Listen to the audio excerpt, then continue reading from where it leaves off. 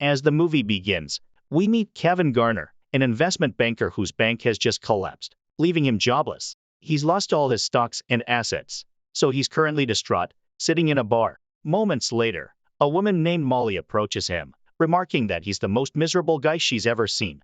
As the movie begins, we meet Kevin Garner, an investment banker whose bank has just collapsed, leaving him jobless. He's lost all his stocks and assets, so he's currently distraught, sitting in a bar. Moments later, a woman named Molly approaches him, remarking that he's the most miserable guy she's ever seen. Annoyed, Kevin asks her to leave, but she keeps talking to him. He soon finds out Molly is playing a game with her friends, who dared her to ask him out. "Oh, my hope for the future's looking kind of soft, but my pants are feeling kind of hard." Despite this, they start talking about their lives, and Kevin becomes interested in her. He seizes the moment and asks Molly on a formal date. She's taken aback because she was only joking, but when she realizes he's serious, she accepts his invitation. The scene shifts to many years later, where they are now married. It seems it didn't matter to her that he was broke. However, their marriage is strained due to their son's sudden disappearance. Molly has become an alcoholic, and Kevin is also struggling. He works a desk job he hates, with a boss who constantly bullies him. "Still can't find your son, Kevin, you little dumbass." One day, his boss calls him in, chastises him for poor performance, and hints he might be fired soon.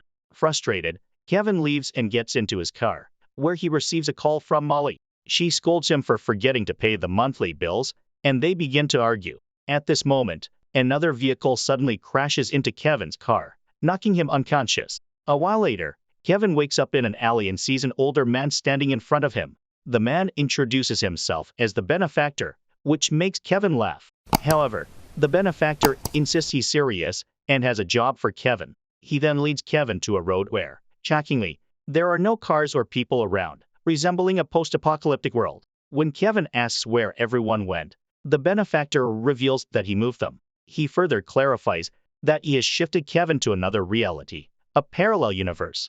Following this, they go to a restaurant where Kevin notices everyone is scared of the benefactor. A waitress named Tina comes to serve them, but the benefactor forces her to eat some food. The poor girl has no choice but to comply with his orders. He then explains that for every choice a person makes, there are countless alternate realities where different choices play out.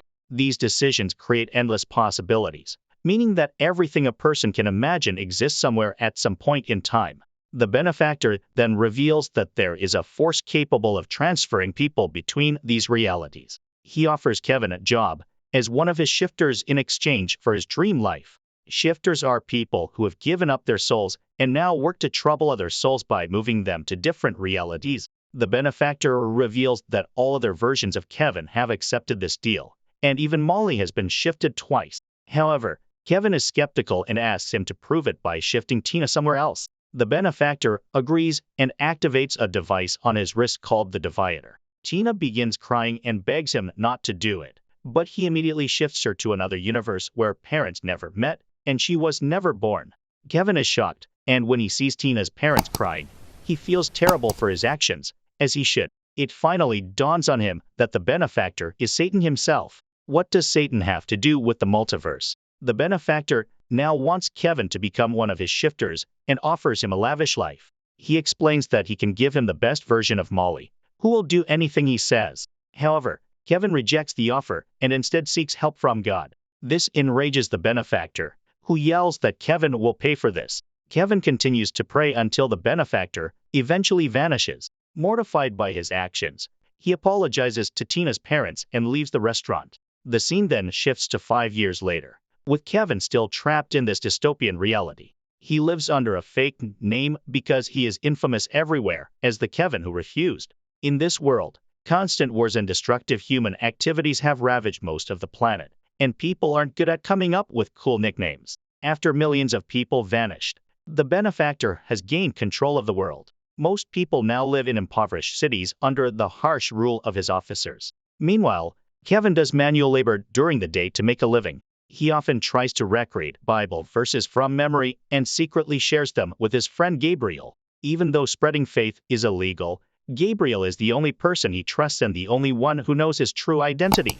Despite the hardships, Kevin remains optimistic that he will soon be reunited with his wife. One day, While going home, Kevin meets an old man named Russo, who is looking for his cat. Russo turns out to be the owner of a movie theater where he broadcasts live feeds from alternate realities. Kevin books a session and begins watching people from different realities. Soon, he comes across several versions of Molly, each with a different profession. He notices one Molly wearing a necklace he gave her during their marriage. This makes him realize that she's his actual wife. If there are truly infinite branching timelines, then no, she's probably not. Seeing her after so long, Kevin begins crying and touches the screen, but his time suddenly runs out. He asks for more time, but Russo claims that his schedule is fully booked and tells him to come back in a few days. That evening, Kevin is at a supermarket when he notices a little boy walking alone in the hallway. Moments later, the child disappears, causing Kevin to panic. He immediately alerts the mother, but she is confused and points out that her son is right next to her. Kevin insists the child has been swapped, but the woman thinks he's crazy and leaves. This incident reminds Kevin of the time he was at a supermarket with Molly and their son. When the couple got distracted for a moment, their son disappeared into thin air. The police searched for him everywhere, but all their efforts were unsuccessful. In the present, Kevin suspects it was the work of shifters and believes that his son is still alive somewhere, maybe in a whole bunch of other branching timelines. I don't know, Kevin doesn't seem to get this. Later, in the middle of the cold night, he scavenges for food in rubbish piles. He is then accidentally seen by his neighbor, Ranjit, who invites him home for dinner. Upon arrival, Kevin is taken aback when Ranjit and his wife call him by his real name. It turns out they are aware of his identity and know that he often writes Bible verses and gives them to Gabriel. Kevin gets scared and assumes they are shifters who will hurt him. However, Ranjit apologizes and explains that he accidentally overheard his conversation with Gabriel once. He expresses a desire to educate his daughters about religion, admitting that he knows little about it. Ranjit then has his daughters sing a Christian song, which moves Kevin to tears. Jesus is my friend. He's my only friend. Afterward, Kevin shares Bible stories with the family and explains that God is simply testing their patience. He assures them that once it's all over, they will be blessed with twice of what they once had. After a while, an alarm goes off throughout the town. The family turns on the news and learns that the benefactor is coming for another recruitment. The mayor warns everyone that if the benefactor needs anything from them, they must comply or face death. The next morning, Kevin returns to Russo's theater and finds him still searching for his cat. The old man reveals that it has been 4 years, but he still hopes his pet will return someday. Kevin sits in a chair and begins watching live feeds of alternate worlds. After observing several videos, he notices the real Molly and asks Russo to find her coordinates. However, Russo responds that it's pointless because, without the divider, Kevin cannot leave this world. Hearing this, Kevin recalls that the benefactor is coming to the city and plans to steal his divider. In the evening, he meets with Gabriel and asks for a gun to confront the benefactor.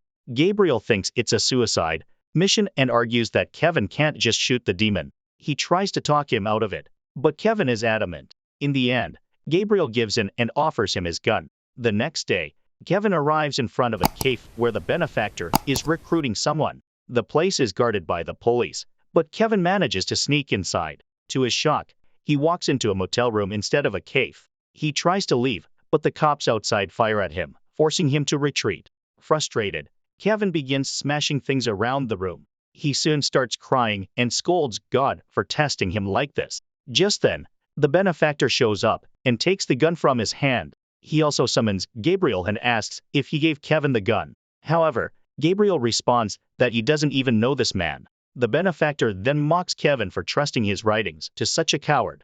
He claims that what Kevin has been doing for the past 5 years is pointless and urges him to give up. The benefactor asserts that God does not care about him and that he will only be free if he becomes a shifter. Kevin, however, remains steadfast in his beliefs and refuses to sell his soul to the devil. Just then, someone knocks on the door, and when Kevin looks out, he sees several armed officers. He watches them shoot Ranjit, so he rushes back to the room and urges Gabriel to take cover. Unfortunately, Gabriel is also killed in the gunfire, and Kevin discovers a divider in his hand, revealing that Gabriel was also a shifter. Kevin quickly uses the device to transport himself to another world. In the next scene, Kevin falls into a lake and soon realizes that this is not his world. He then activates the device again and ends up in a psychiatric clinic. There, he is greeted by Dr. Gabriel, who asks him to go back. When Kevin refuses, many versions of Gabriel arrive and begin firing at him. But Kevin manages to escape and hides in a room. There, he comes across Tina, who seems deranged and has suffered greatly. She quickly recognizes him and blames him for her situation. Tina then asks him to send her back to her parents, but the Gabriels show up again, so Kevin quickly activates the device and travels to another world. This time, he arrives at the home of another Kevin, who is a shifter living a lavish life. He tries to sneak a peek, but his doppelganger quickly recognizes him and aims a gun at him.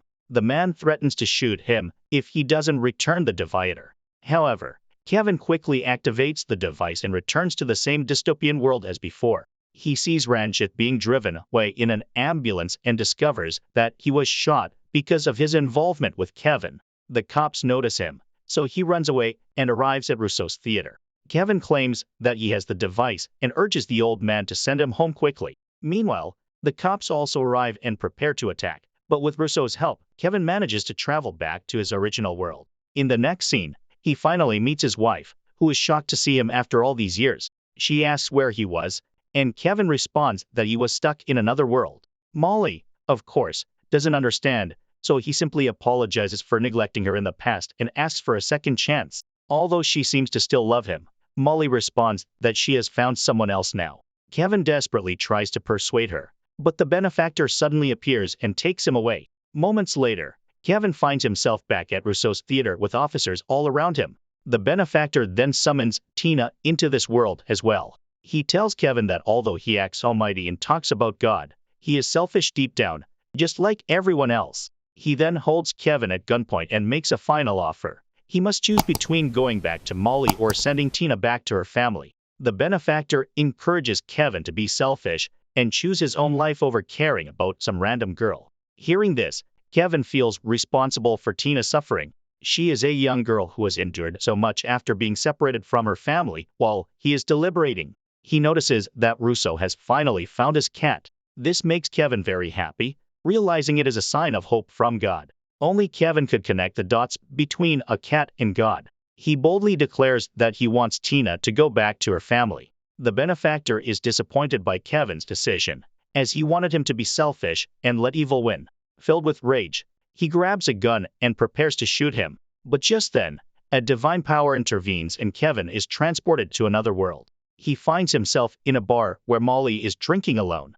Kevin approaches her and comments that she looks like the most miserable woman he's ever seen. Molly is offended by the comment and explains that she just came from a 17-hour shift and is exhausted. Kevin quickly apologizes, admitting that he was trying to hit on her but failed. They discuss their lives, and he discovers that Molly is a single mother with a daughter. It turns out that Kevin does not exist in this universe, and she does not know him. However, he takes a chance and asks her out on a date, which she gladly accepts. A few years later, we see the couple getting married. Kevin states that although this is not his original universe, it is his home now. In this way, he never has to worry about his son who went missing at the beginning, I guess. He is seen playing with his newborn son and adopted daughter, narrating how God has given him double what he once lost. Subscribe for more videos like this. Turn on notifications and leave a like to support the channel. Thank you for watching. Thank you for watching.